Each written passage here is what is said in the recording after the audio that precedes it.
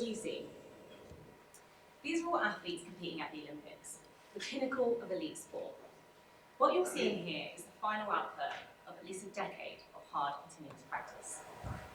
Many people aspire to go to the Olympics, but why are these few in the photos the ones that made it? The answer to this is complex and very individualistic, but it lies somewhere in the athlete's past.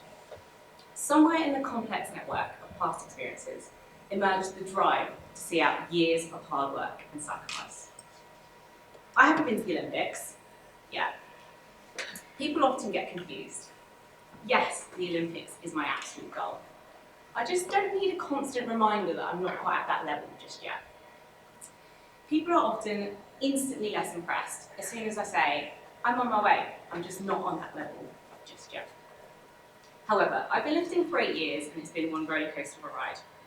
I'm here today to share that journey with you and showcase what I've learned throughout the way. As I was sat brainstorming what I wanted you guys to get out today, one main topic kept creeping up: overcoming adversity. As an athlete, there are so many times you need to overcome something unpleasant, but that's just the same in life, right? So, overcoming adversity, what does it really mean? I wanted to get a proper definition for you guys, so I looked it up at the Oxford Dictionary, obviously, and I had to split it up into each word.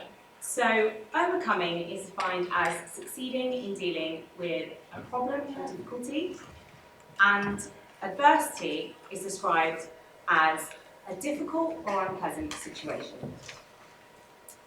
Therefore, overcoming adversity is described as succeeding in dealing with a difficult or unpleasant situation. So, as I sat and pulled my hair out, trying to figure out what makes me a little more determined. Why do people keep telling me that they don't understand how I do it? How I happen to just overcome things easier than others? I just thought to myself, I just get on with it. Something bad happens, or I find myself in a difficult situation. I just deal with it. But that's not very helpful. So let's look at it another way. There's a saying, build a bridge and get over it. And this was that light bulb moment for me. How do I build my bridge before I get over it? The answer to this can vary and is dependent on the situation that you find yourself in. Let me take you over a few of the bridges that have ultimately led me to where I am today. The first chasm that I had to try and build a bridge over opened up in April 2013 when I lost my mother.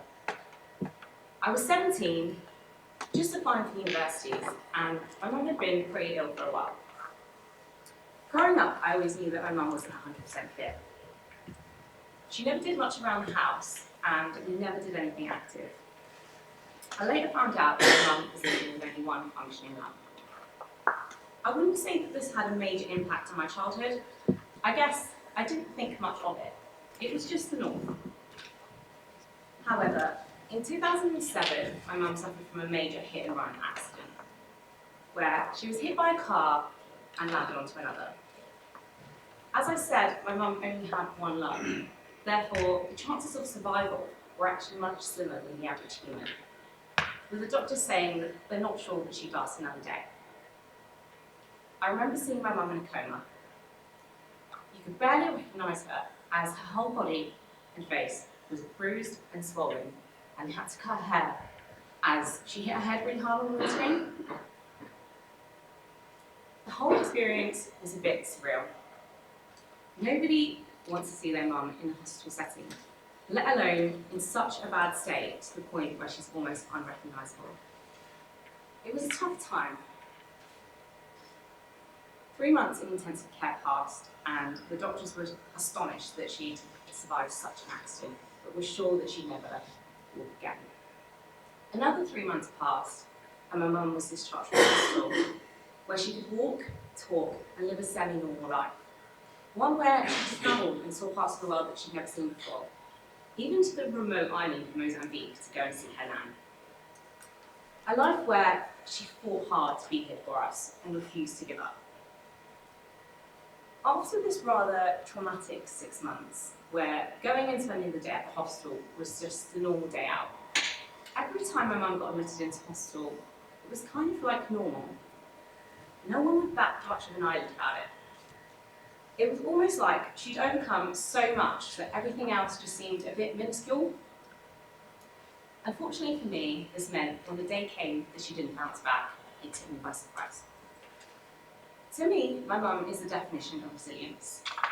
No matter what I go through in life, I always remember her and think about how she overcame the adversity that came her way. Managing life without my mum is a bridge I'm afraid I'll never complete. However, the lessons I've learned and the experiences I continue to have on this journey contribute to all of the bridges that I build in my life. Between bridges, you find success. And for me, this gives me the strength to keep building bridges over the valleys of adversity when I need it to. So let's move on to a more sport-focused bridge. My most notable struggle was probably experiencing my first ever injury. So in May 2015, I sprained my medial cruciate ligament. It's one of your ligaments in the knee. Firstly, I'd like to highlight this was my first ever injury, ever. And secondly, it was whilst I was on the Golden Chance programme. So the Golden Chance programme was essentially what it said on the tin. It was a once-in-a-lifetime opportunity to train as a full-time athlete with 7 other like-minded females, all driven towards the same goal of getting on the world-class programme.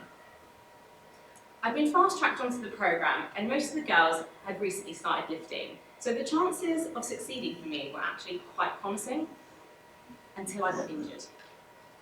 It was so frustrating having to sit out and nurse an injury whilst everyone else progressed. This was the beginning of my injury bridge. As I was training like a full-time athlete, I had to make sure that I was doing everything that I could to rehabilitate my injury and train what I could around it. However, fortunately for me, I was extremely lucky to have the support of British weightlifting as I was under their care. This is a very important part of building your bridge. Finding your support network. There is nothing wrong with asking for help, and that's in anything in life. Imagine trying to build a bridge on your own. Wouldn't that take an absolute lifetime and be a lot of hard work? Find your team, do your research, and get people on board. Needless to say, injured life sucked, but I was doing everything that I could to get back as fast as I could. I listened to my physio. I did all of my boring upper body work every single day. I mean, I wasn't training like I normally would, but I was still grafting.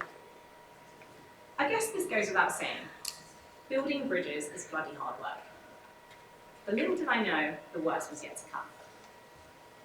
Yeah, injured life sucks, but it turns out getting back into lifting after 6 weeks off sucks even more. But I persevered. Although 2 weeks really isn't a long time to complete building a bridge, just 2 weeks after getting back into lifting, I completed my bridge by winning a silver medal at the British Senior Championships. Building bridges is hard work, guys, but hard work pays off. I probably don't have to tell you that. Everybody knows that. It's the motivation that you need to find to keep you going. That's the core of your bridge. Find your core values and what motivates you to keep going in life. Build on them. Find your team and get going. If you ever find yourself stuck in a rut or caught up in adversity, build a bridge and get over it. Thank you.